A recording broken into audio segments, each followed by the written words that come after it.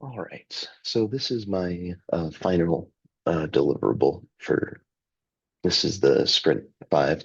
I got I decided to do the game framework uh, module, and with that, I thought doing like the good old classic game of Pong could be a fun one to implement, and also an easy or like an easier one since it is again towards the end of the semester and final projects are starting to ramp up a little. So I could use like a little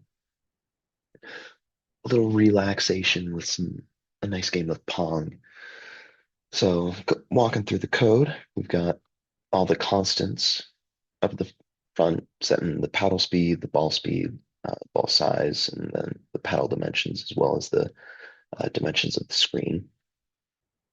Um, Going into the ball class, we have um, all of these which um, determine like positioning as well as like color, width, height, and then um, speed in like the X and Y direction. You have the update, which checks, am I hitting something? Yes, no. If it is hitting specifically, like if it gets to screen height or like the bottom, it's um, basically just changes direction. And then you have the logic for resetting the ball once it actually hits one of the ends of the screen. So not the top or the bottom, but if it hits like the far left or far right, it will uh, disappear and then reappear in the middle. Then for the set size, I thought it would be a fun take on the game to kind of change the like instead of changing the difficulty by increasing the speed of the game, like you increase the difficulty by decreasing the size of the ball. So it's a little harder to um, hit. Then you have the paddle class, basically the same thing as the ball class, except a little more limited in its movement. So more so just updating um, based on going up or down from user input. And you have the main class of the Pong game. You have um, like the background being set as black. You can change that.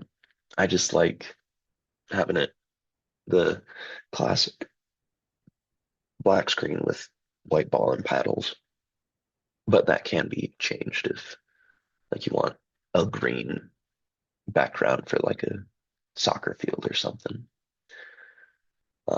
You got like the screen dimensions and also the screen title, which was one of the constants up here. Um, this will this creates new instances of the ball and then the left and right paddle with the specified dimensions. And then for the for the ball, like it specifically passes the screen width and then the screen height, so it knows what dimensions it's going to be bouncing around in without like it having to basically be constantly programmed also depending on like if you want to make a larger game or have potentially a like modifier that shrinks like the height of the field so it's like a more narrow like you could have that set up and you can just change the screen width and not have to hard code it. Then you have all the sprites being brought in here. Then you have the big thing on key press. This is what allows us to um, control the paddles with the W and S and then the up and down. And then you're also able to change the ball size with E and R. So let's just get right into that. Let's run that. Here we go. So arrow keys move the right paddle.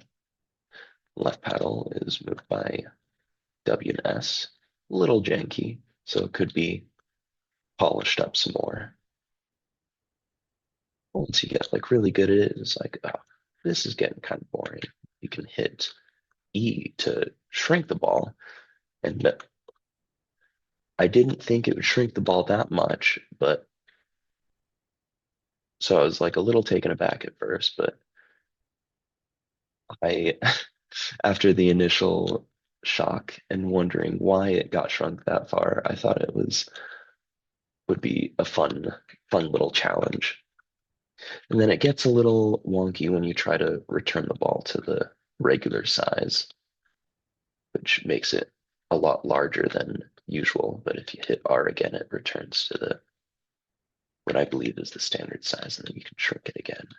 And then if you hit E another time, it'll make a slightly larger ball if the medium size or the really small one is a bit too much. So yeah, that's my Sprint 5.